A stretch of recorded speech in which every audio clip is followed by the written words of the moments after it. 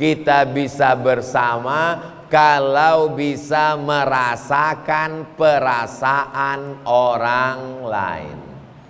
Pintar-pintar merasa, bukan merasa pintar. Saya ini termasuk orang yang pintar-pintar merasakan perasaan orang lain. Saya tahu jamaah risau sampai kapan berakhir penderitaan ini Pak Ustadz.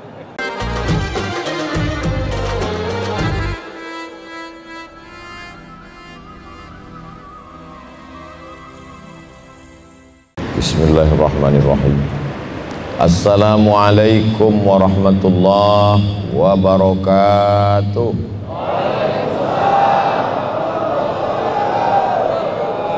Apa kabar semua jamaah, sehat?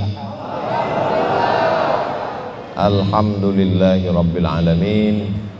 Wassalatu wassalamu ala asyrafil anbiya'i wal mursalin Sayyidina wa maulana Muhammadin wa ala alihi wa sahbihi wa man tabi'ahu ila yaumiddin.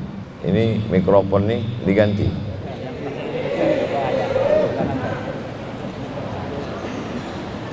Berarti diulang sekali lagi.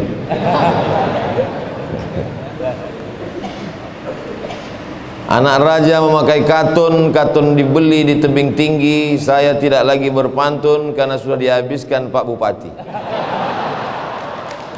Allahu Akbar. Jadi tadi kalau Pak MC kita mengatakan beliau rasanya seperti mimpi, kalau saya sampai di Tanah Tidung ini rasanya tua sekali. Jumpa bupatinya muda, jumpa ketua DPRD muda, jumpa Pak Dandim muda. Di tempat lain saya merasa saya paling muda. Di sini saya merasa paling tua.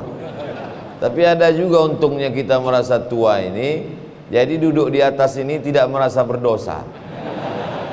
Kalau di bawah orang tua, kita di atas itu rasanya tidak layak.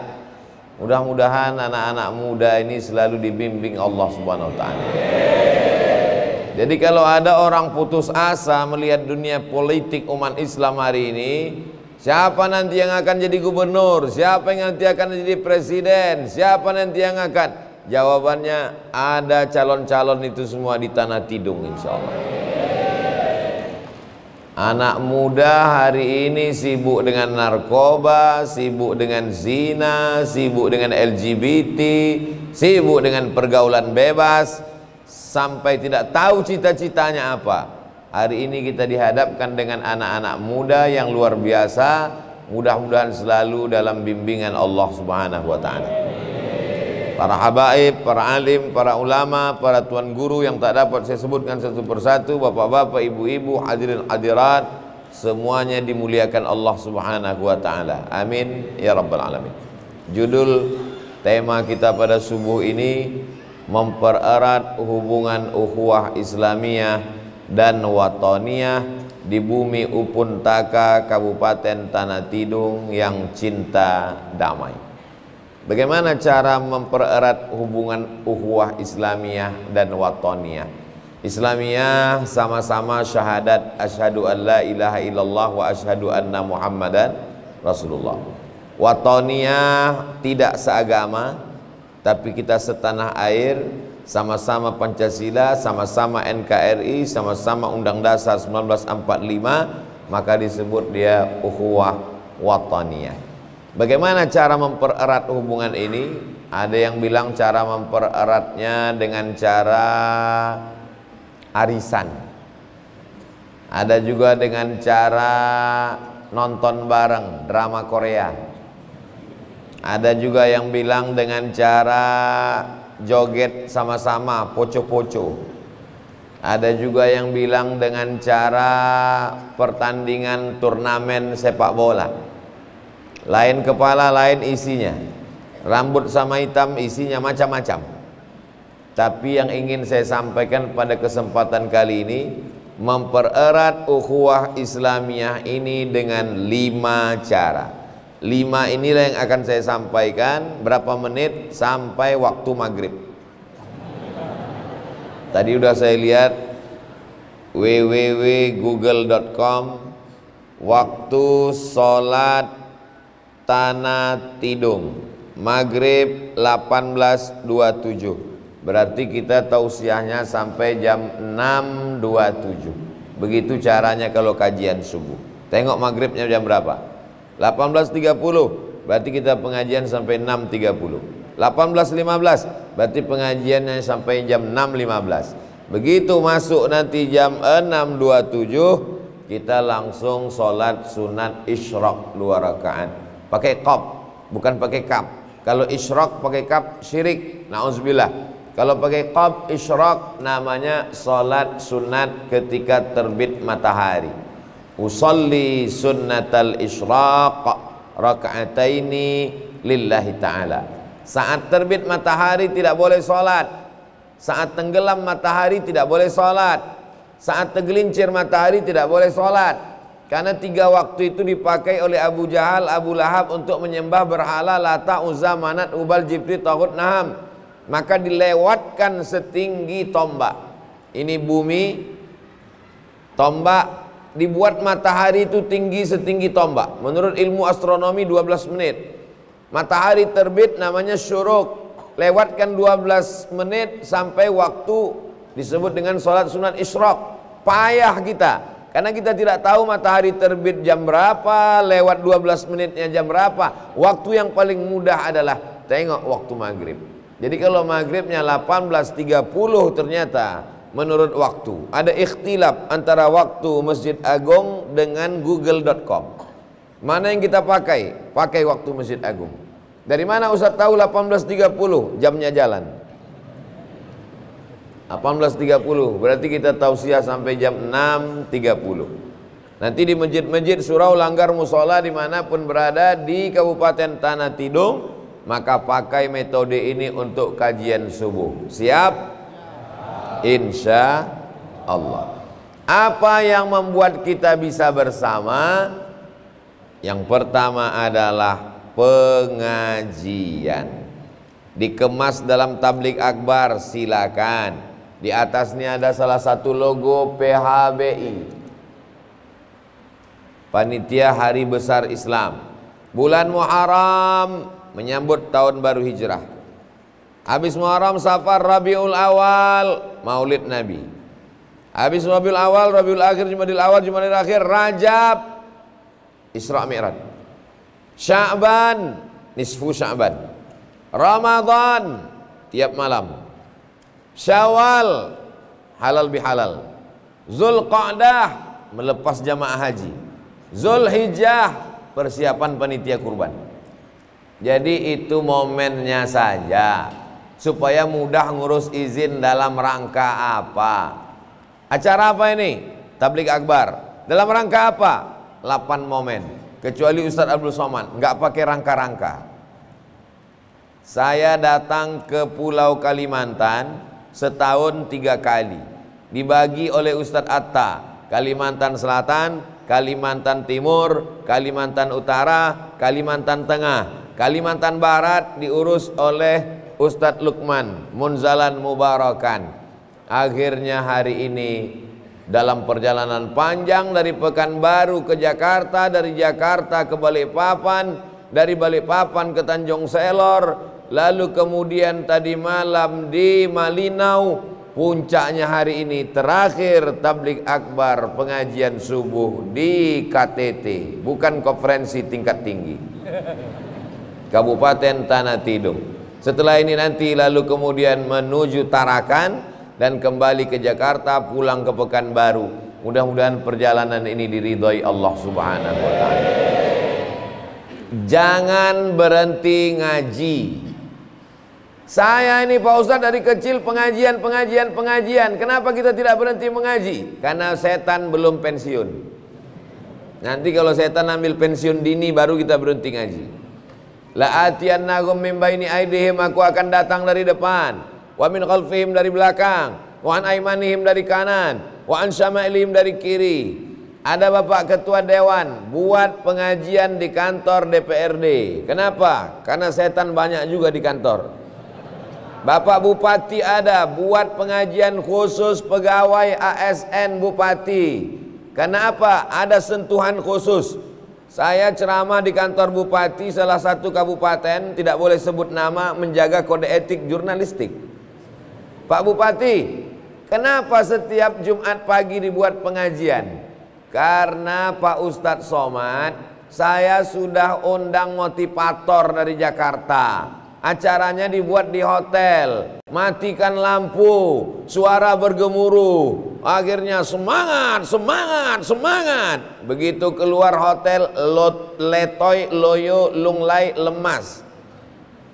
Tidak ada yang bisa membangkitkan semangat kecuali dari dalam. Dan yang dari dalam itu adalah agama dengan pengajian-pengajian. Kantor buat acara pengajiannya pagi Jumat, dicas lagi nanti siang Jumat, sorenya nanti khusus pengajian ibu-ibu, sore Jumat habis wirid Yasin. Kalau sudah ada grup wirid Yasinnya, alhamdulillah. Kalau belum ada, hari ini momennya kita buat, dicas semuanya nanti dalam momen 1 Muharram. Karena ini sudah di ujung-ujung Zulhijjah, nanti kita buat momen 1 Muharram 1444, semua pengajian dimulai. Allahu Akbar.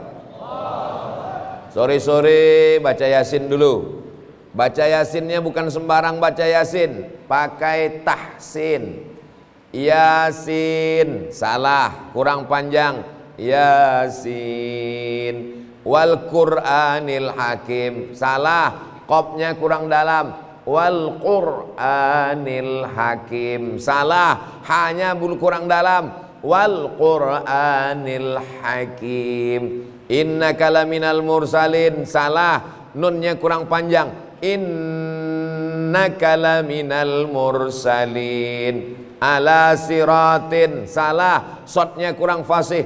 Ala siratim mustaqim. Akhirnya karena terlalu banyak disalahkan, jamaahnya pulang merajuk. Ini ngaji, bukan masalah tersinggung.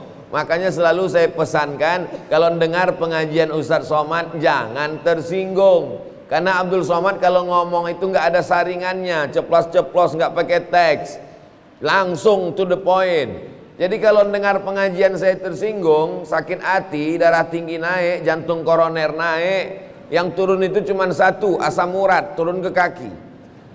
Kalau dengar ceramah tersinggung, baper, bawaannya ke hati, pulang. Beberapa jamaah dengar pengajian saya tersinggung, ninggal. Bapak Ibu yang dimuliakan Allah Subhanahu wa Ta'ala, kalau baca Yasinnya sama-sama rame-rame, orang yang nggak pandai ngaji merasa bisa ngaji, karena mulut dia nggak keluar suara, tapi suaranya keluar. Yasin wal Qur'anil Hakim, innaka laminal mursalin ala siratim mustaqim. Makanya bacanya 5 ayat 5 ayat. Ibu silakan 5 ayat. Bismillahirrahmanirrahim. Yasin wal Qur'anil Hakim, innaka laminal mursalin ala siratim mustaqim tanzilal azizir rahim. Bagus. 5 ayat lagi. 4. Nah, itu tanda-tanda belum bisa ngaji tuh. Jangan langsung dituduh to the point. Nah, ketahuan nggak bisa ngaji kan? Hari ini perempuan mau pakai jilbab nutup aurat, baju panjang, datang mau wirid Yasin, itu sudah bagus, alhamdulillah. Jangan diejek, buatkan kelas khusus. Jangan dijatuhkan. Ini pengajian anak-anak Iqra, jangan. Kajian spesial khusus pakai telur. Apa itu kajiannya? Iqra. A, bataba, tatata, sa, saya saja.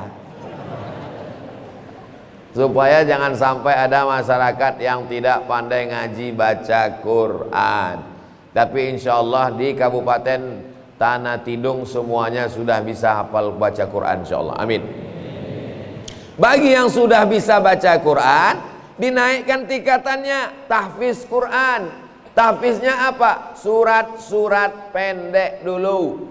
Dari mulai amma yatasaalun sampai ke An-Nas, terserah mau amma yatasaalun ke An-Nas bagus, atau dari An-Nas habis itu Al-Falaq, habis itu Al-Ikhlas sampai ke atas. Diadakan musabaqah lomba tahfiz Quran dalam rangka menyambut 1 Muharram. Juara 1 berangkat umroh. Setuju? Tiketnya dari mana? Itulah gunanya orang kaya. Orang kaya itu bukan rumahnya besar, orang kaya itu bukan mobilnya mewah, orang kaya itu bukan emasnya banyak, karena semua akan tinggal. Orang kaya nyumbang tiket, anak tahfiz Quran berangkat, lomba azan. Saya di rumah saya sampai hari ini masih ada piala sebesar ini, tertulis di bawah tahun 1985 Abdul Somad juara 1 baca doa kunut beserta artinya, Madrasah Ibtidaiyah An-Najah kelas 1. Allahumma hdina fi man hadait, wa afina fi man afait, wa tawallana fi man tawallait, wa barik lana fi ma a'tait, wa qina bi rahmatika syarra ma qadait. Itu membangkitkan kepercayaan anak-anak kita. Saya pede. Kenapa? Pernah juara 1, juara azan, juara puisi, juara baca doa kunut, juara jadi imam. Pede kita ke depan. Saya pernah ngelihat anak KKN semester 6 disuruh jadi protokol bawa acara kepada yang terhormat Bapak. Enggak terbiasa tampil di depan orang banyak. Kenapa demikian? Allah bisa karena biasa. Jadi ini lomba-lomba ini pengajian. Jangan hanya sekedar tabligh akbar pengajian, baca Quran, sambutan. Mantap acara di Kabupaten Tanah Tidung. Jadi kata sambutannya itu protokol Pak Bupati langsung. Pernah saya acara di satu daerah, Bupati, Ketua DPRD, Bapak Kapolres, Bapak Dandim, RT, RW, Kadus, Kades sampai jam 12 malam. Setelah itu barulah dipanggil. Berikut ini mari kita panggilkan Ustadz Abdul Somad untuk menyampaikan tausiah waktu seluas-luasnya. Apa lagi? Langsung kita orang udah teler semua. Bismika Allahumma ahya wa amud. Jamaah yang dimuliakan Allah Subhanahu wa taala. Jadi kalau ditanya apa yang bisa membuat kita menjaga persatuan ukhuwah Islamiyah, jawaban yang pertama adalah pengajian. Namanya tabligh akbar, nuzul Quran, Isra Mi'raj, nisfu Sya'ban, tahun baru hijrah, kajian ibu-ibu, kajian sore. Jangan semuanya pengajian nggak pakai buku. Ustaz Abdul Somad tuh ngaji nggak pakai buku. Makanya tengok di channel Ustaz Abdul Somad, subscribe, like, share, and comment. Kalau di Pekanbaru ngajinya pakai buku, pakai kitab, baca hadis, kitab At-Targhib wa Tarhib sudah hampir setengah. Tafsir surat Yasin khatam. Habis selesai tafsir surat Yasin, tafsir juz amma hampir khatam. Nah, ini semua penting. Baca Yasinnya sudah, makharijul hurufnya sudah, tahfiznya sudah, tafsir surat Yasin. Yasin sallallahu alaihi wasallam. Kenapa habis Yasin sallallahu alaihi wasallam? Baca, ternyata salah satu nama Nabi Muhammad. Salatullah salamullah ala Toha. Salatullah salamullah ala Yasin. Jangan sampai anak kita lebih cerdas dari kita. Nanti anak kita pulang ke rumah nanya, mama, papa, ya kenapa habis baca Yasin sallallahu alaihi wasallam? Sejak dari kecil udah gitu, jangan tanya-tanya. Mama nggak tahu ya, kata Ustadz Yasin itu nama Nabi Muhammad. Enggak, nama Nabi kita cuma Muhammad.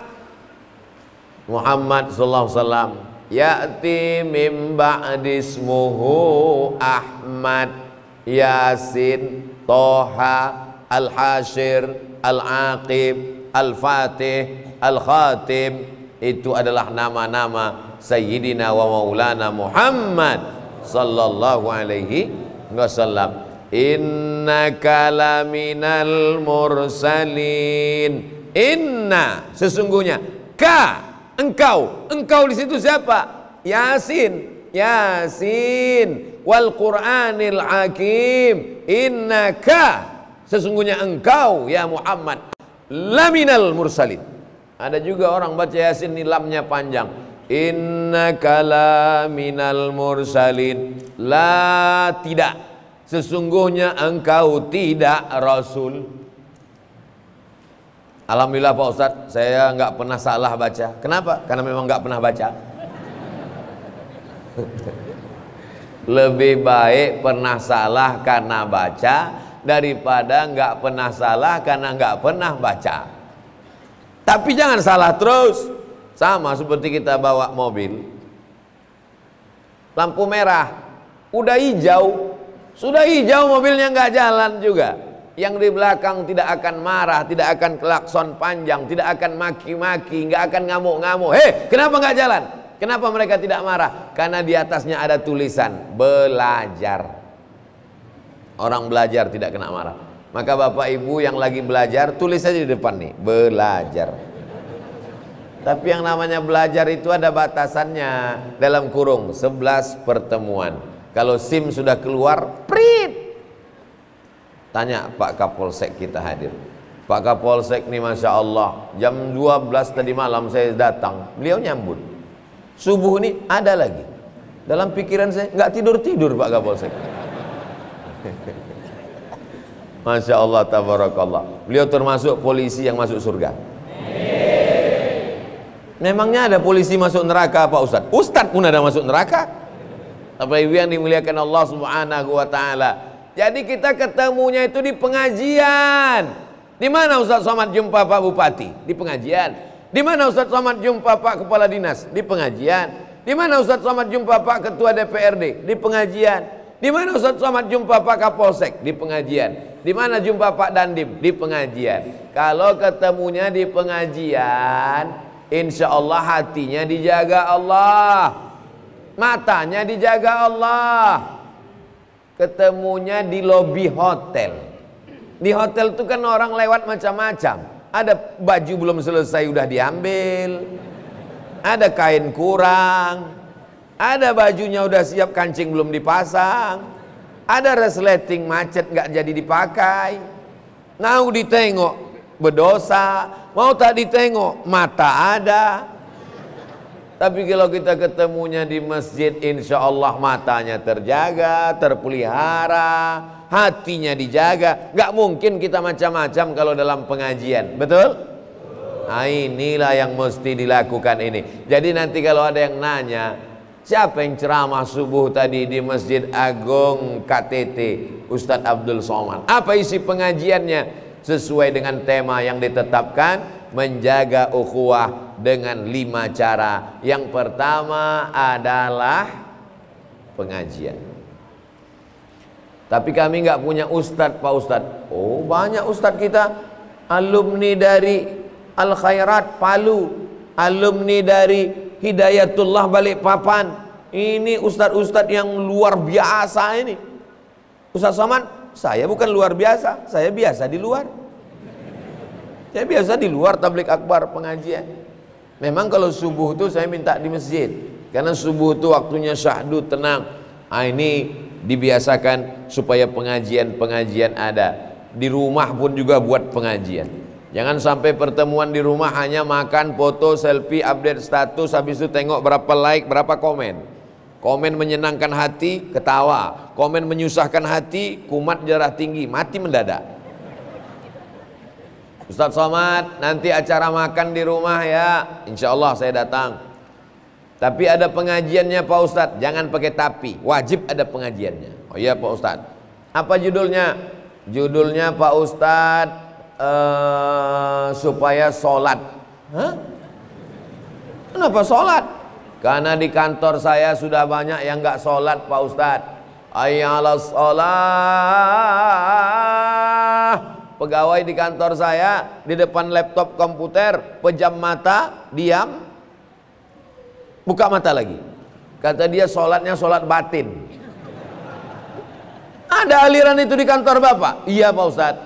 Katanya sholatnya sholat batin. Oh bagus Pak, bagus. Nanti pas gajian suruh dia pejam mata.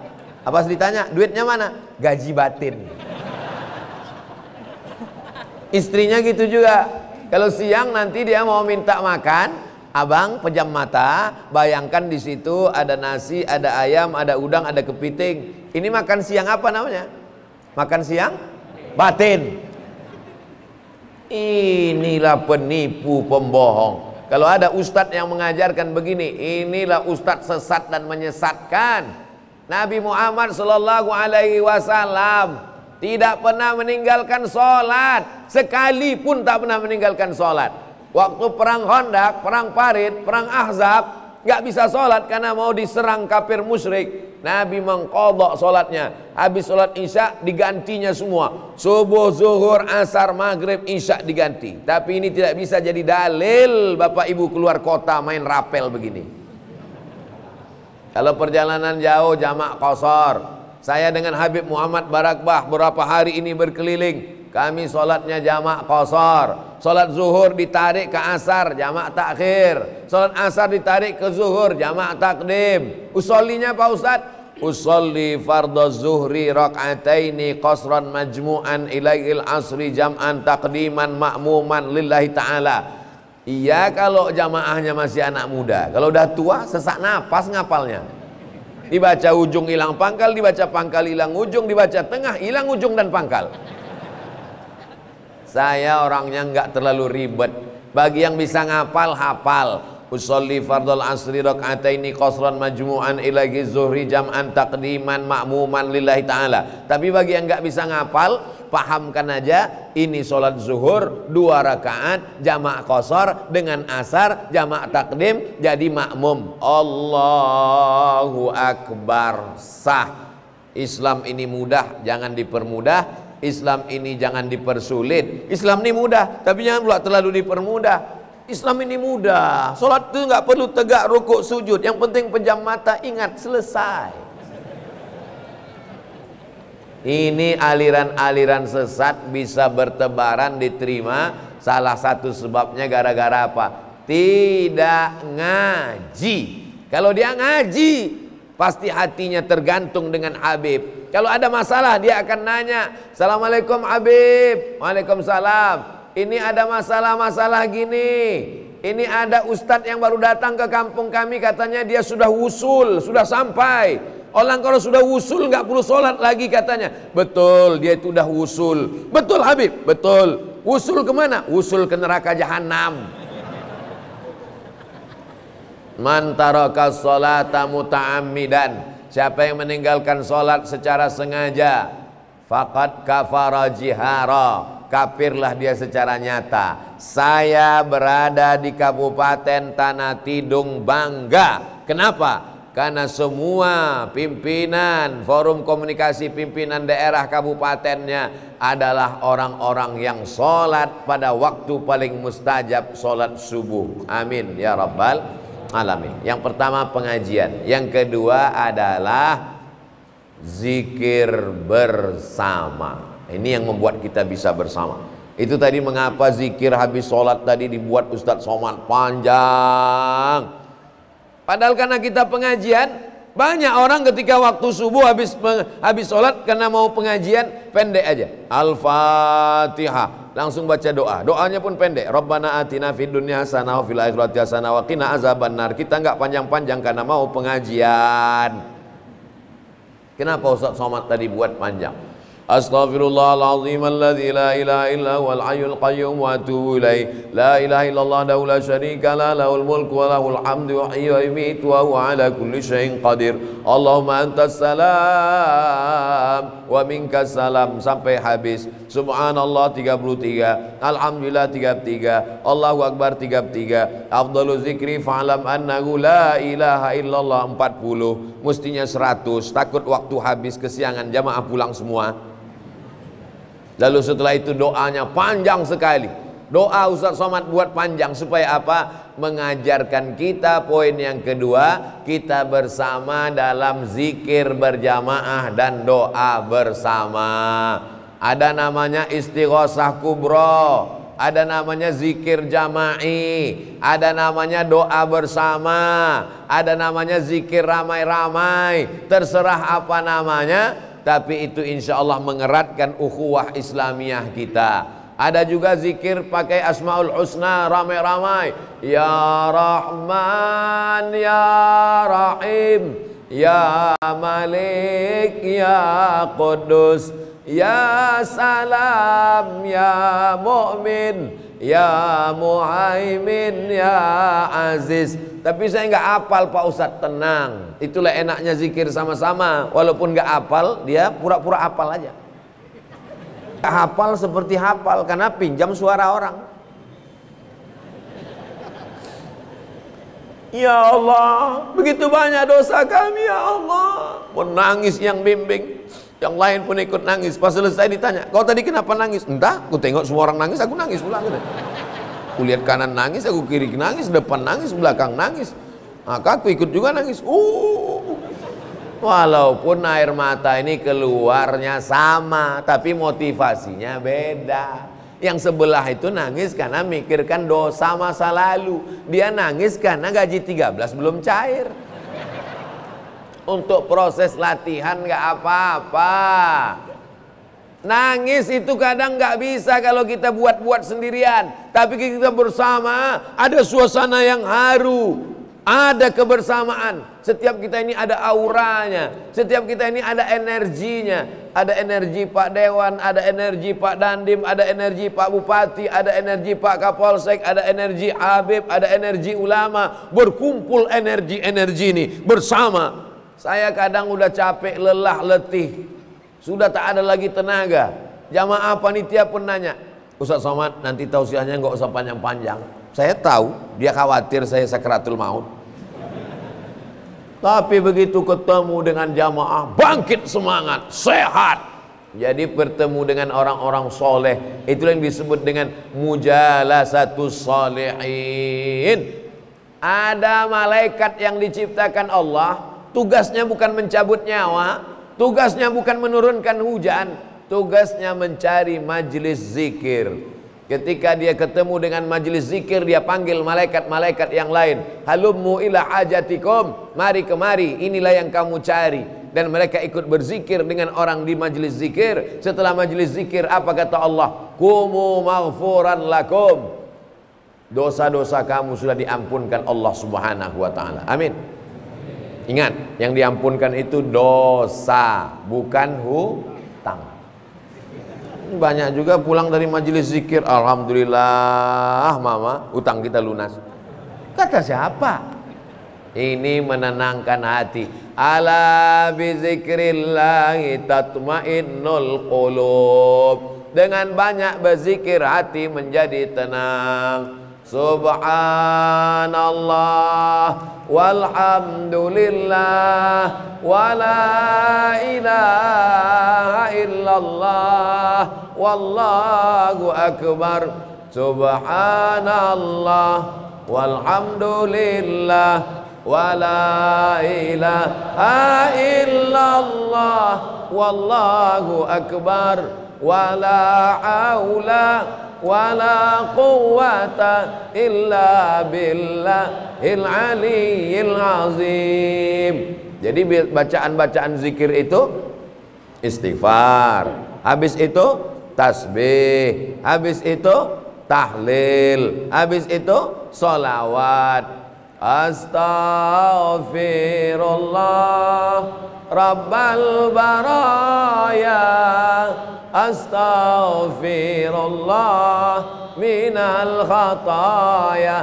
Astaghfirullah, aku minta ampun kepada Allah. Rabbal baraya, Allah pencipta semua makhluk. Astaghfirullah, aku minta ampun kepada Allah. Minal khataya, dari semua silap, dosa dan salah. Diisi dengan salawat. Sallallahu ala Muhammad, sallallahu alaihi wasallam, sallallahu ala Muhammad sallallahu alaihi wasallam.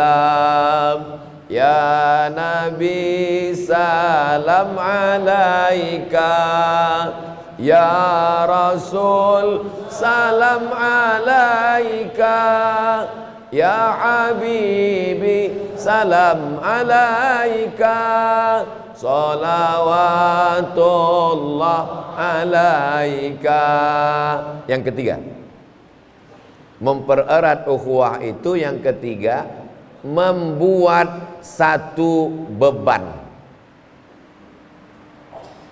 Zikir nggak ada beban, pengajian nggak ada beban. Saya pengajian itu bebannya berat kali Pak Ustadz. Kenapa? Ngantuk. Kalau sedang zikir ngantuk, itu bukan beban, itu berarti hatinya tenang. Saya belum pernah marah sama jamaah karena pengajian tidur, belum pernah. Saya pulang dari Maroko 2008, sekarang sudah 2022, 14 tahun saya ceramah ngisi pengajian, belum pernah marah karena jamaah tertidur. Karena saya tahu orang yang tidur berarti hatinya tenang. Berarti saya berhasil menenangkan jiwanya. Orang barat itu duitnya banyak, rumahnya megah, mobilnya mewah, nggak bisa tidur. Kenapa? Karena stres, depresi, jiwanya goncang. Dia mesti makan obat untuk menyembuhkan penyakit insomnia. Jam 2 malam nggak bisa tidur. Kita gitu ngelihat muka Ustadz langsung tertidur.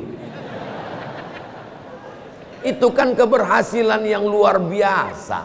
Betul? Betul pula lagi kata jamaah.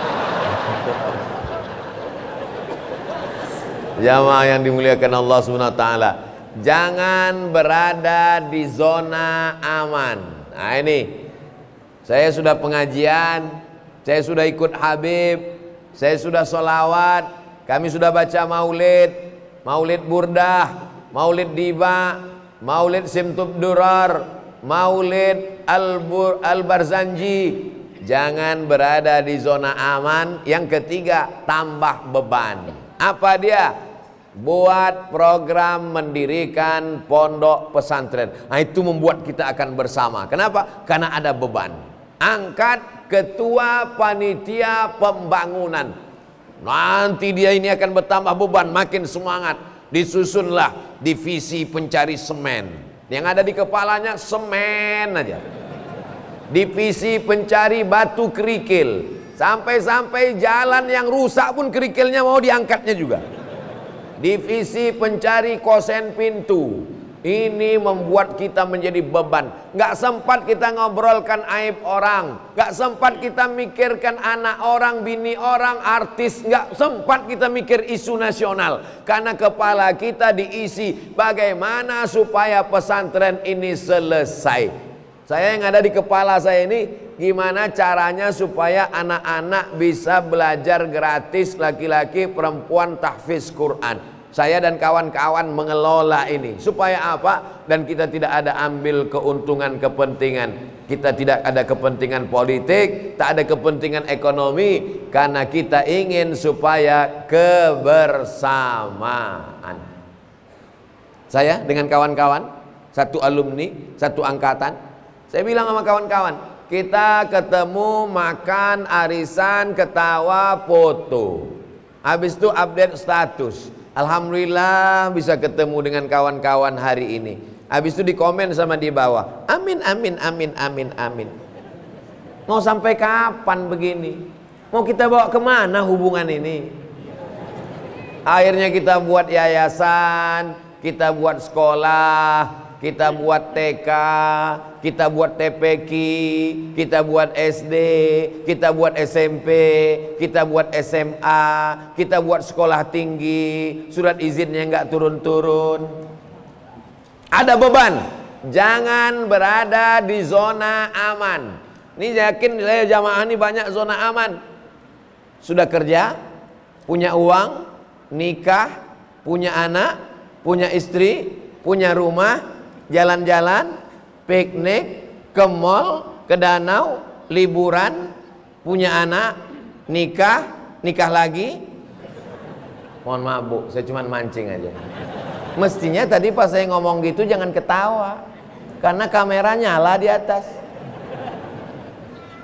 Jangan berada di zona aman.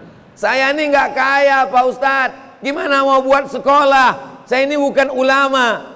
Uangnya dari bapak, tanahnya dari bapak, semennya dari bapak. Ibu-ibu mengelola pengajian sambil ngumpulkan dana buat sekolah. Masalah ustadznya serahkan ke Hidayatullah, serahkan ke Al-Khairat, berdiri sekolah. Tapi sekolah kan sudah banyak Pak Ustadz. Saya ketemu dengan Syekh Muwaffaq Al-Murabi. Syekh Muwaffaq, dia mursyid tarekat Syaziliyah dari Turki. Syekh Muwaffaq, ya, apa yang perlu kami lakukan? Bangun sekolah. Berapa sekolah Syekh Muwaffaq? Apa kata Syekh Muwaffaq? Guru saya, ahli hadis, Syekh Badruddin Al-Hasani, murid-muridnya mendirikan sekolah. 5 sekolah Syekh, 5.000 sekolah.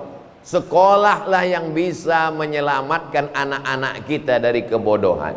Tabligh akbar, siapa yang mau datang, yang nggak mau nggak datang. Pengajian, siapa yang mau datang, yang nggak mau nggak datang. Tapi kalau sekolah wajib datang, ada absennya, ada ujiannya, ada ijazahnya. Maka sekolah Islamic boarding school, pondok pesantren, tahfiz Quran, SD Quran, SMP Quran, SMA Quran, kuliah Quran. Ini yang akan menyelamatkan Kabupaten Tanah Tidung dalam la ilaha illallah Muhammad Rasulullah insyaallah. Amin. Ustadz Somad, kami mau bayar zakat. Bolehkah uang zakat ini kami bangunkan ke pesantren? Wakaf bangun pesantren, zakat bayar ke Basnas, Badan Amil Zakat Nasional Kabupaten Tanah Tidung. Semua PNS ASN potong atas. Akhirnya terkumpul uang satu kabupaten 190 juta. Itu dipakai untuk apa? Fakir miskin, du'afa. Dibuatkan pula satu tempat belanja, yatim, fakir, miskin, du'afa, 8 asnaf. Kalau belanja bisa diskon 50%. Dibuatkan pula ada khusus bantuan modal. Jadi ada yang sifatnya konsumtif, ada yang sifatnya produktif.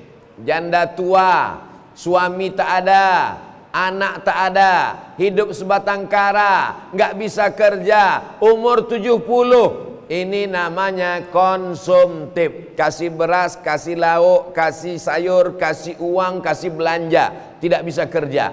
Tapi ada orang yang masih muda, kebetulan nasibnya kurang baik, dia selama ini keliling jual gorengan, dipikul, maka Basnas membelikan gerobak. Dia bisa pakai gerobak, pakai motor, pinjaman lunak tanpa bunga, dikembalikan modalnya, investasi. Ini semua bisa dikelola oleh Badan Amil Zakat Nasional Kabupaten Tanah Tidung. Bayarkan zakat Anda segera sebelum malaikat maut tiba. Bapak Ibu yang dimuliakan Allah Subhanahu wa taala. Saya ada apa hubungan Ustadz Somad dengan Basnas? Saya diangkat sebagai duta Basnas. Jadi Badan Amil Zakat Nasional menjumpai saya, Ustadz Somad, kami angkat Anda menjadi duta Basnas. Saya sebelum diangkat pun udah ngomong Basnas terus di mana-mana Pak. Mau diangkat nggak diangkat saya ngomong terus. Selama hayat di kandung badan, selama saya masih boleh ngomong, nggak dikasih izin di tanah lapang di masjid, nggak boleh juga di masjid saya ngomong di kamar, di-upload di YouTube, nggak boleh juga di-upload di YouTube saya nulis buku, nggak boleh juga dicetak simpan bawah tempat tidur, nanti kalau saya mati dicetak. Kalau udah mati kan aman. Bapak Ibu yang dimuliakan Allah Subhanahu wa taala. Jadi yang ketiga adalah tambah beban. Mudah-mudahan selesai Ustadz Somad pulang dari Tanah Tidung, masing-masing kita punya program untuk mendirikan pondok pesantren insyaallah. Amin. Assalamualaikum Pak Kiai Hidayatullah. Waalaikumsalam. Saya mau melaksanakan pesan Ustadz Somad, jangan berada di zona aman. Itu ada satu mobil mau saya wakafkan. Mobil siapa? Enggak tahu. Nggak bisa. Karena kata Ustadz Somad, mobilnya tinggal, rumahnya tinggal. Itu satu rumah mau saya wakafkan. Rumah Bapak, memang rumah saya. Tapi kabarnya rumah ini bermasalah Pak. Karena masalah itulah maka saya wakafkan. Rumah ada 3. Cukup untuk dia saja. Satu rumah ini wakafkan, rumah Quran. Assalamualaikum Ustadz Somad. Waalaikumsalam. Saya dulu tinggal di Pekanbaru Riau Pak. Alhamdulillah. Sekarang sudah pulang ke Surabaya, pensiun. Ya, saya ada rumah di Pekanbaru 9 kamar 2 lantai, halamannya luas. Wow, amazing. Saya mau wakafkan Pak Ustadz. Saya tidak menerima wakaf karena saya takut salah kelola. Tapi kalau yayasan tabung wakaf umat ada. Iya Pak Ustadz, diserahkan. Saya wakafkan rumah saya 9 kamar 2 lantai dengan luas halaman, dijadikan rumah Quran tunai. Kata pengelola wakaf, saya pembinanya, kami terima. Saya sebagai saksi, disahkan oleh Bapak Kepala Kantor Urusan Agama. Keluarlah kertas 1 lembar, namanya Akta Ikrar Wakaf. Akta ikrar wakaf dibawa ke kantor BPN, Badan Pertanahan Nasional, dirubah namanya menjadi milik wakaf. Nama bapak yang ada di surat tanah akte notaris akan diganti oleh anak dan istri. Nama bapak, nama ibu yang ada di STNK BPKB akan diganti di kantor Samsat. Kenapa? Karena petugas pajak tidak mau mengutip pajak dari almarhum. Kita semua akan mati menghadap Allah Subhanahu wa taala. Rumah yang kekal adalah rumah yang diwakafkan. Jangan berada di zona aman. Mobil yang kau pakai hari ini, kalau kau mati Pak, mobilmu akan dipakai istrimu. Dia nikah dengan berondong manis, dia pakai mobil baru. Ustadz Somad, Ustadz provokator. Saya tidak ingin mengadu domba bapak dan ibu. Hari ini ibu punya cincin, ibu punya gelang, ibu punya anting, ibu punya rantai, punya gelang kaki, punya subang, punya emas yang banyak. Tapi begitu ibu meninggal dunia, bapak dapat simpan, dia akan pakai untuk nikah sekali lagi. Betul Pak? Tengoklah mereka yang jujur-jujur. Ustadz Somad ini Ustadz pengadu domba. Saya hanya ingin mengingatkan bahwa kita semua akan mati menghadap Allah. Tapi kalau kita bangun pesantren Hidayatullah, pesantren Al Khairat, wakafkan tanahnya, bangun kelas, bangun asrama, panggil Ustadz Hidayatullah, panggil Al Khairat. Kami serahkan ini untuk wakaf sampai hari kiamat mengalir. Sudah kusampaikan ya Allah, jamaah Tanah Tidung mau mengamalkan, alhamdulillah. Nggak mau mereka mengamalkan, siap-siap aja rumah dan mobilmu diambil orang lain. Bapak Ibu yang dimuliakan Allah Subhanahu wa taala, kami ini mau ikut pengajian Ustadz Somad, mau menenangkan hati. Setelah ikut kajian subuh nih kami makin kacau Pak Ustadz. Kacau karena agama nggak apa-apa, kacau karena memikirkan santri nggak apa-apa, kacau karena memikirkan pesantren nggak apa-apa. Dia akan bernilai jihad fisabilillah insyaallah. Amin ya rabbal.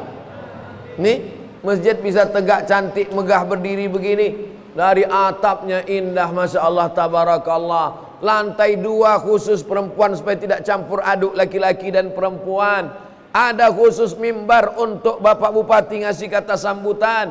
Ada khusus untuk qori baca Quran. Saya sampaikan kepada seluruh jamaah dari Sabang sampai Papua, kalau kalian mau meniru cara pengaturan masjid yang bagus, tirulah Masjid Agung Kabupaten Tanah Tidung. Saya sudah sampai kemari. Ini bagus. Saya kalau yang bagus-bagus itu saya bawa ceritanya keluar. Kenapa? Karena ada dipasang mimbar di atas, habis itu turunkan ke bawah. Rupanya sambutan belum selesai, naikkan lagi ke atas. Habis itu turunkan ke bawah. Rupanya Ustadz minta ceramah pakai mimbar, naikkan lagi ke atas. Lama-lama jatuh patah. Kadang kita acara bingung yang baca Quran di mana, macam dengar sandiwara radio. Rupanya yang baca Quran di bawah. Di sini kan jelas tempat baca Quran bagus, tinggi, duduk. Baca Quran nggak berdiri, nggak sopan, nggak hormat. kata sambutan jelas di samping, mimbarnya ada di tengah, masjidnya bagus, jam dindingnya jelas, sehingga khotib nggak kelewatan waktu. Ustadz juga ceramah jelas, 2 menit lagi habis waktu.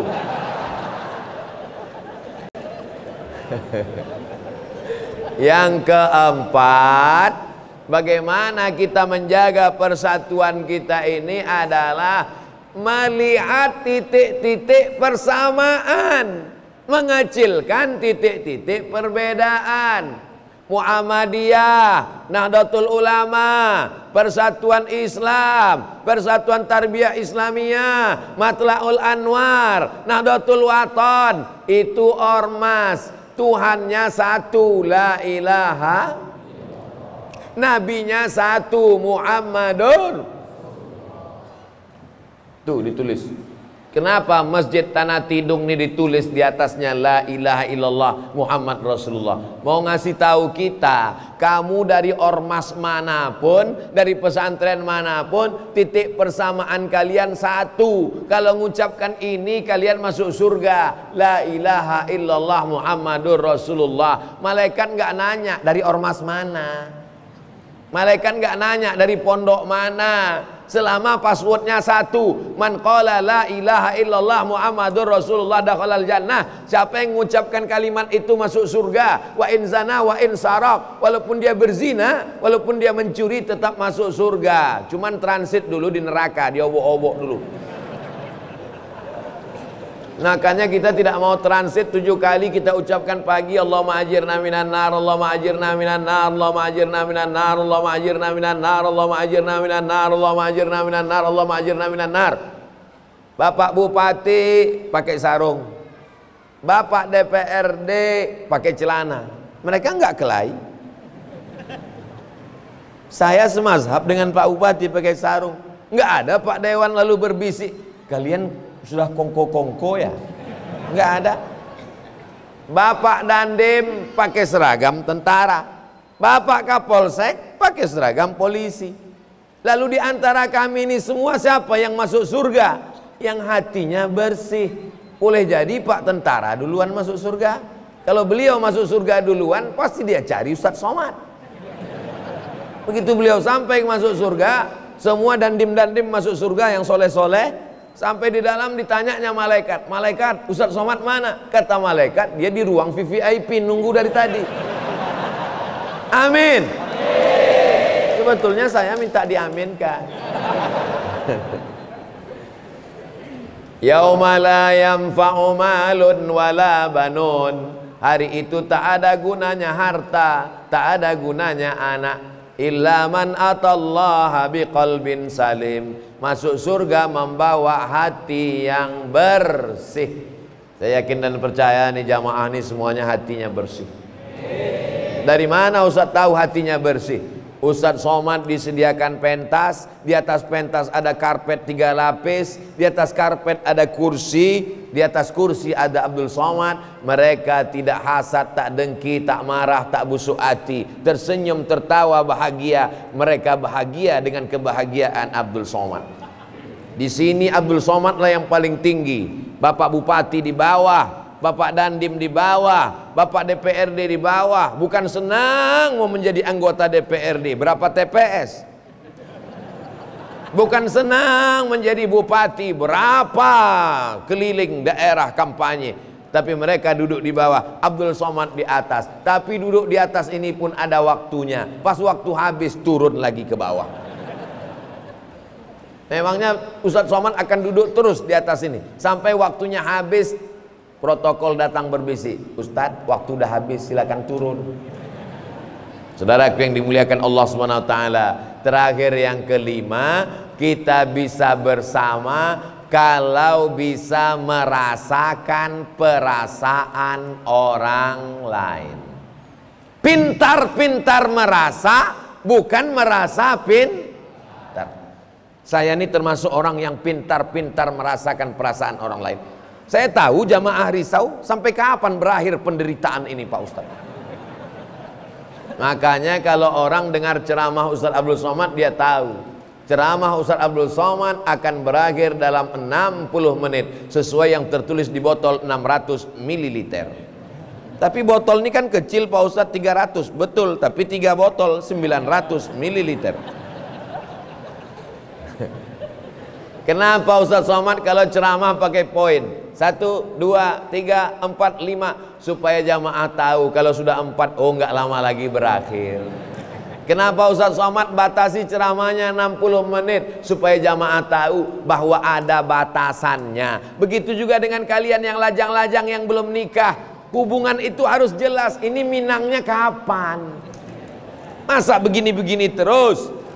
Insya Allah kalau kita pintar merasakan perasaan orang lain, maka insya Allah hubungan kita bisa bersama. Terjalinlah apa yang disebut dengan ukhuwah Islamiyah dan ukhuwah wataniyah. Apa judul ceramah Ustadz Abdul Somad? Ukhuwah Islamiyah, ukhuwah wataniyah. Syaratnya berapa kata dia? Ada 5. Tapi kata Ustadz Anu ada 7. Berarti ilmu dia lebih banyak. Tapi Ustadz Anu mengatakan 3. Berarti waktu dia lebih sedikit. Jangan mengejek, jangan mengolok. Kita disuruh untuk mengajak, bukan mengejek. Kita disuruh untuk merangkul, bukan untuk memukul. Mudah-mudahan pertemuan kita ini pertemuan yang membuat kita bersama di tanah tidung, bertetangga di surga Jannatul Firdaus. Ala hazihin niyah, untuk niat yang baik-baik ini, mudah-mudahan bapak-bapak pemimpin kita diberikan hati yang tenang, amanah. Keluarga kita semuanya sakinah, mawaddah, warahmah. Anak-anak kita menjadi para penghafal Quran, mujahid fisabilillah. Kita semuanya istiqamah dan mati dalam keadaan husnul khatimah. Ala hazihin niyah, al-Fatihah.